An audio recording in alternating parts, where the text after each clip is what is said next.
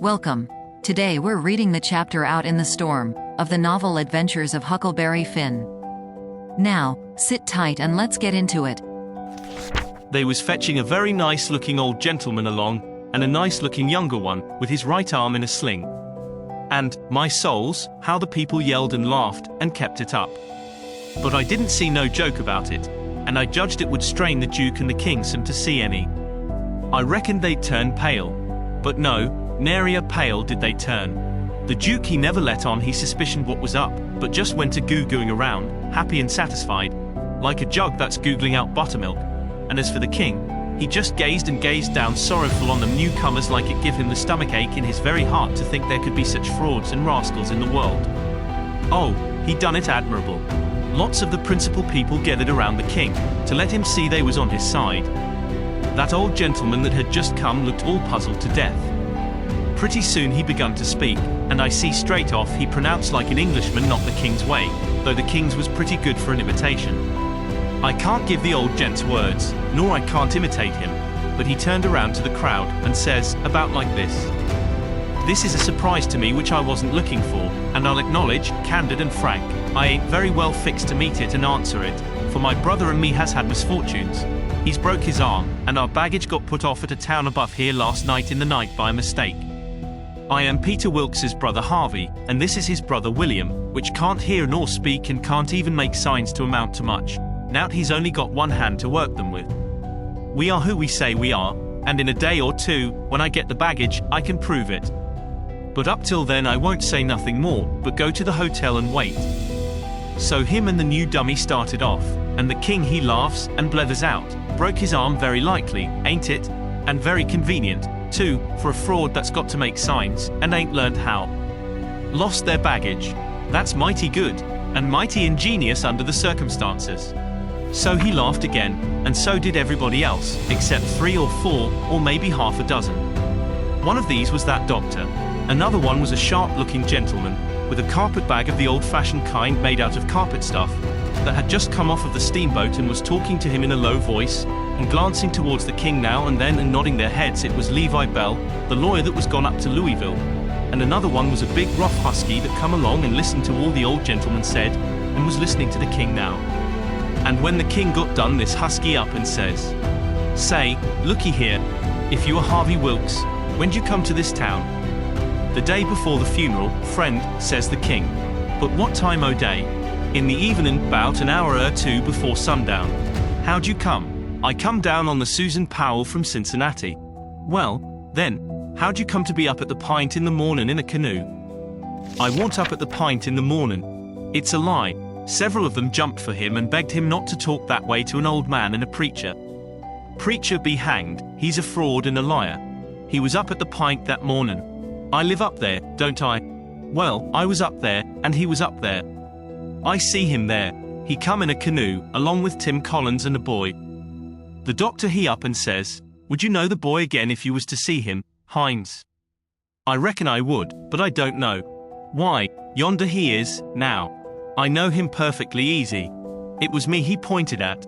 The doctor says, "Neighbors, I don't know whether the new couple is frauds or not, but if these two ain't frauds, I am an idiot, that's all.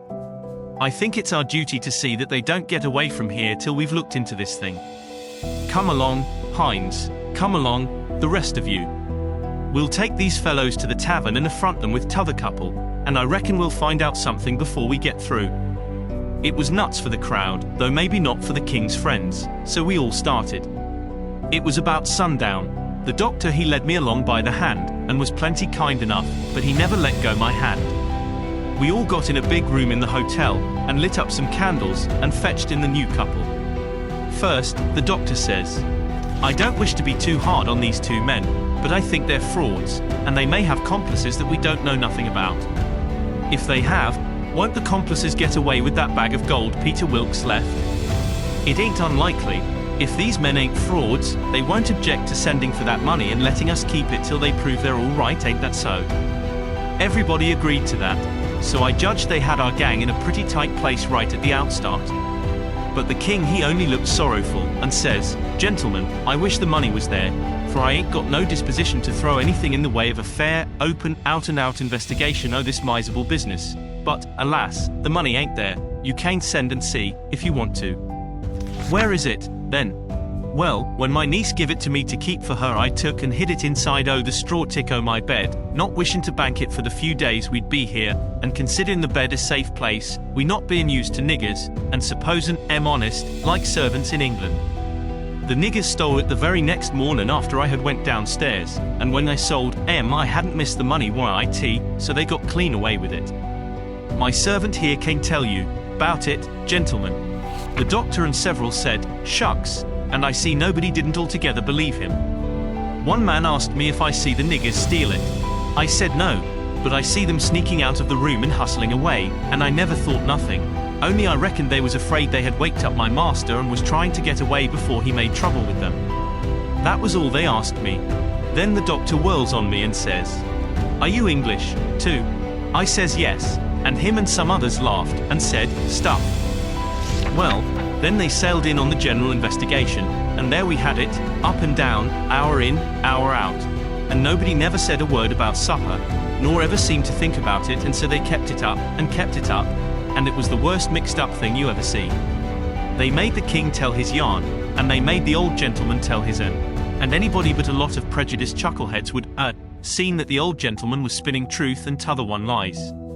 And by they had me up to tell what I knowed. The king he give me a left-handed look out of the corner of his eye, and so I knowed enough to talk on the right side. I begun to tell about Sheffield, and how we lived there, and all about the English Wilkses, and so on. But I didn't get pretty fur till the doctor begun to laugh, and Levi Bell, the lawyer, says, "Set down, my boy. I wouldn't strain myself if I was you. I reckon you ain't used to lying, it don't seem to come handy, what you want is practice. You do it pretty awkward." I didn't care nothing for the compliment, but I was glad to be let off, anyway. The doctor he started to say something, and turns and says, "If you'd been in town at first, Levi Bell." The king broke in and reached out his hand, and says, "Why, is this my poor dead brother's old friend that he's wrote so often about?" The lawyer and him shook hands, and the lawyer smiled and looked pleased, and they talked right along a while, and then got to one side and talked low, and at last the lawyer speaks up and says, "That LL fix it. I'll take the order and send it, along with your brothers, and then they'll know it's all right." So they got some paper and a pen, and the king he sat down and twisted his head to one side, and chawed his tongue, and scrawled off something. And then they give the pen to the duke, and then for the first time the duke looked sick. But he took the pen and wrote.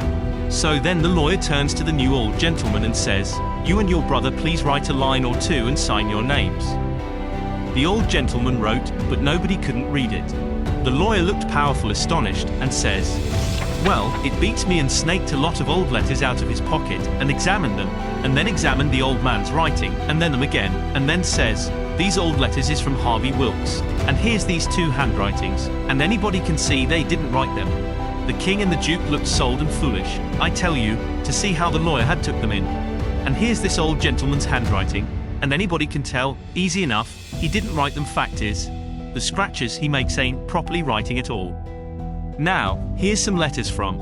The new old gentleman says, "If you please, let me explain. Nobody can read my hand but my brother there, so he copies for me. It's his hand you've got there, not mine." "Well," says the lawyer, "this is a state of things.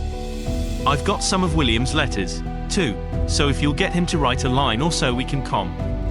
"He can't write with his left hand," says the old gentleman. "If he could use his right hand, you would see that he wrote his own letters and mine too. Look at both. Please, they're by the same hand." The lawyer done it, and says, "I believe it's so, and if it ain't so, there's a heap stronger resemblance than I'd noticed before, anyway. Well, I thought we was right on the track of a solution, but it's gone to grass, partly. But anyway, one thing is proved, these two ain't either of Wilkes's," and he wagged his head towards the king and the duke. Well, what do you think? That mule-headed old fool wouldn't give in then. Indeed he wouldn't. Said it warn't no fair test. Said his brother William was the cussedest joker in the world, and hadn't tried to write. He see William was going to play one of his jokes the minute he put the pen to paper. And so he warmed up and went warbling right along till he was actually beginning to believe what he was saying himself. but pretty soon the new gentleman broke in and says, "I've thought of something. Is there anybody here that helped to lay out my bridge, helped to lay out the late Peter Wilkes for burying?" "Yes," says somebody, "me and a flat turner done it. We're both here." Then the old man turns toward the king and says, "Perhaps this gentleman can tell me what was tattooed on his breast." Blamed if the king didn't have to brace up mighty quick, or he'd scush down like a bluff bank that the river has cut under. It took him so sudden. And, mind you, it was a thing that was calculated to make most anybody squidge to get fetched such a solid one as that without any notice. Because how was he going to know what was tattooed on the man? He whitened a little. He couldn't help it. And it was mighty still in there, and everybody bending a little forwards and gazing at him. Says I to myself, now he'll throw up the sponge, there ain't no more use. Well, did he? A body can't hardly believe it, but he didn't. I reckon he thought he'd keep the thing up till he tired them people out, so they'd thin out, and him and the Duke could break loose and get away. Anyway, he sat there, and pretty soon he begun to smile, and says, "MF, it's a very tough question, ain't it?" "Yes, sir, I can't tell you what's tattooed on his breast. It's just a small, thin, blue arrow, that's what it is. And if you don't look close, you can't see it. Now what do you say, hey?" "Well, I never see anything like that old blister for clean out and out cheek." The new old gentleman turns brisk towards a flat turner and his pard, and his eye lights up like he judged he'd got the king this time, and says, "There, you've heard what he said. Was there any such mark on Peter Wilkes's breast?" Both of them spoke up and says, "We didn't see no such mark." "Good," says the old gentleman. "Now, what you did see on his breast was a small dim P and a B, which is an initial he dropped when he was young, and a W, and dashes between them, so PBW, and he marked them that way on a piece of paper. Come, ain't that what you saw?" Both of them spoke up again, and says, "No, we didn't. We never seen any marks at all." Well, everybody was in a state of mind now, and they sings out, the whole billin' of M.S. frauds. "Liz duck M. Liz drown M. Liz ride M on a rail," and everybody was whooping at once, and there was a rattling powwow. But the lawyer he jumps on the table and yells, and says, Gentlemen, hear me just a word, just a single word if you please. There's one way yet, let's go and dig up the corpse and look." That took them. Hooray, they all shouted, and was starting right off. But the lawyer and the doctor sung out, hold on. Collar all these 4 men and the boy, and fetch them along, too. We'll do it, they all shouted, and if we don't find the marks we'll lynch the whole gang. I was scared, now, I tell you. But there wa'n't no getting away, you know. They gripped us all, and marched us right along, straight for the graveyard, which was a 1.5 miles down the river, and the whole town at our heels, for we made noise enough, and it was only 9 in the evening. As we went by our house I wished I hadn't sent Mary Jane out of town, because now if I could tip her the wink she'd light out and save me, and blow on our dead beats. Well, we swarmed along down the river road, just carrying on like wildcats, and to make it more scary the sky was darking up, and the lightning beginning to wink and flitter, and the wind to shiver amongst the leaves. This was the most awful trouble and most dangersome I ever was in, and I was kinda stunned. Everything was going so different from what I had allowed for. Instead of being fixed so I could take my own time if I wanted to, and see all the fun, and have Mary Jane at my back to save me and set me free when the close fit come, here was nothing in the world betwixt me and sudden death but just some tattoo marks. If they didn't find them, I couldn't bear to think about it, and yet, somehow, I couldn't think about nothing else. It got darker and darker, and it was a beautiful time to give the crowd the slip, but that big husky had me by the wrist hinds and a body might as well try to give Golair the slip. He dragged me right along, he was so excited, and I had to run to keep up. When they got there they swarmed into the graveyard and washed over it like an overflow. And when they got to the grave they found they had about 100 times as many shovels as they wanted, but nobody hadn't thought to fetch a lantern. But they sailed into digging anyway by the flicker of the lightning, and sent a man to the nearest house, a 1/2 mile off, to borrow one. So they dug and dug like everything, and it got awful dark, and the rain started, and the wind swished and swashed along, and the lightning come brisker and brisker, and the thunder boomed, but them people never took no notice of it, they was so full of this business. And one minute you could see everything and every face in that big crowd, and the shovelfuls of dirt sailing up out of the grave, and the next second the dark wiped it all out, and you couldn't see nothing at all. At last they got out the coffin and begun to unscrew the lid, and then such another crowding and shouldering and shoving as there was, to scrooge in and get a sight you never see, and in the dark, that way, it was awful. Heinz, he hurt my wrist dreadful pulling and tugging so, and I reckon he clean forgot I was in the world, he was so excited and panting. All of a sudden the lightning let go a perfect sluice of white glare, and somebody sings out, "By the living Jingo, here's the bag of gold on his breast." Heinz let out a whoop, like everybody else, and dropped my wrist and give a big surge to bust his way in and get a look, and the way I lit out and shinned for the road in the dark there ain't nobody can tell.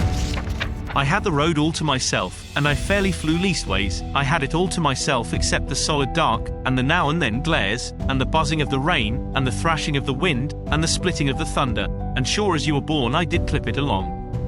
When I struck the town I see there warn't nobody out in the storm, so I never hunted for no back streets, but humped it straight through the main one, and when I begun to get towards our house I aimed my eye and set it.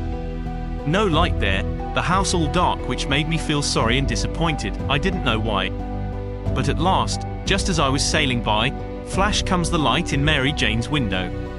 And my heart swelled up sudden, like to bust, and the same second the house and all was behind me in the dark, and wasn't ever going to be before me no more in this world. She was the best girl I ever see, and had the most sand.